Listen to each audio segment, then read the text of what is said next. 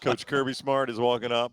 Yeah, we're going to set him down here. We're going to ask him 5 minutes of quick questions as the guy with the national championship.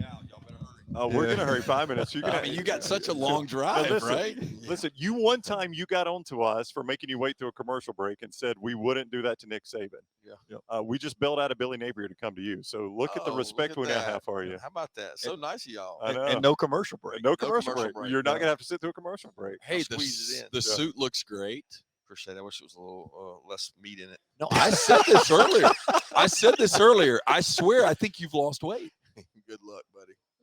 Good luck. I wish. I the last 2 months I played a little bit of pickleball and sweated a little bit, but I promise you, I put it back on in wine. I was going to ask you. Is that where you're at now? Wine? I got to at night. My wife has a glass every night watching Stranger Things, and I can't. She keeps going, we got to stop for a while. And I'm like, that's not stopping. Every time that show comes on, she triggers that. Do you understand? I'm watching it with my kids. I watched it. I finished it, but do you understand it? I don't know what the hell's going on. I told somebody earlier, the only thing that attracts me to it is the flashbacks of the 80s of when I grew up. Like I'll see a boombox or I see those little Walkmans with the headphones and the actual Walkman. I'm like, oh my God, it triggers these small memories, but I hate sci-fi. Yeah. I'm not even interested in sci-fi, but I'm interested in the fact that they're on like a huffy bike pedaling down the road, and I'm like, oh, I have flashbacks. You brought up pickleball. I heard your son's really good. And I heard you guys were getting it done in the Bahamas. Boy, LT has been he's been tracking you. He's getting good at pickleball. Like surprisingly, he keeps wanting to play with adults. And I'm like, you can't play with us. You can't play with us. The next thing I know, I look over there and he's playing with adults and whacking the ball around. I'm like, dang, he's pretty good. And we sometimes you go places you can't find enough people to play, so you have to play with a 10-year-old, and you end up wanting to kill them. Are you addicted? I wouldn't say addicted. No, I don't. I like to compete and I like to sweat. Red wine or pickleball? Oh man, I'm taking red wine. No chance. You said something at the Texas at the high school football thing that I just don't believe. You thought about resigning 13 months ago. You're a machine, man. It's not quite accurate. It was, was that overplayed? It was a way of describing what the setting was in June of last year. So some people said it was about NIL. It was not about NIL. It was not this June. It was last June. And what happened was there was 14 months of anticipation of recruits waiting to go back out because COVID had shut them down. And it was like a free-for-all. And they were coming every night, every day, nonstop. And I told them after June, I was like, I'm ready to get this thing up. This is crazy.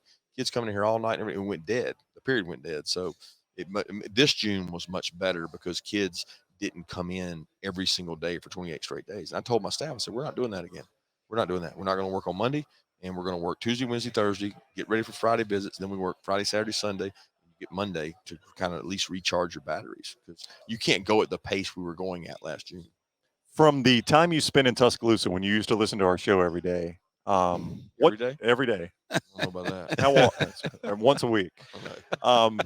What was the biggest thing you learned about how to take a team that's won a national championship and flush all of that and make them the best team they can be the next year? I can't imagine many head coaches. Recruiting and having some good players is the best way to do it. That helps, obviously. If you stack players and you've got good players behind good players, that's the number one opportunity to get over it and move on because there's no team that's ever won a national championship that didn't lose somebody, right? Right. So it's not the same team. Mm-hmm. And you can't expect it to be the same team. If you change as a coach and the way you go about it and, you're not as upset as a guy comes out to practice wrong because all of a sudden you're comfortable and you won a national championship, nothing's going to change in our place. Our kids know that. It's not going to change. It didn't change when we won the SEC and lost the national championship. It's not ever going to change. So there's going to be a work ethic there that we believe in that makes us different. Did you like us better before you won a national championship?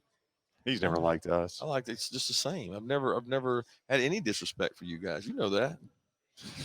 And us for you either. We'll let you run, but how different has the offseason been? Does it feel different being a national championship winning coach? Absolutely not. I mean, the difference is probably getting recognized or noticed a little more in my travels, a little more.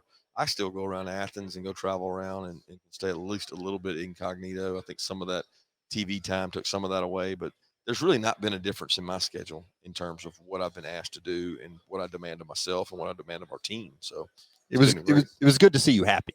I mean, right. I mean, you were happy, and it was pure joy at Sanford Stadium and afterwards. It was good to see you happy. No doubt. I mean, it's been a long time coming. There's a lot of people that feel sorry for me, so you feel like you deserve to win one. Well, you got a long trip in front of you. Thank you, I man. know, man. Yeah. I got to get back to workouts. I got 3 players got to get over there and work out today. Hey, great to see you. Claude, Good to see you, Coach. Claude, Good luck this week. find Thank out you, what bottle of wine he wants, so we can send him a bottle of wine. We can't afford this. no. He'll, We- he'll send it go to my Opus wife. on us or something. I know Opus, you. I'll send y'all some Camus.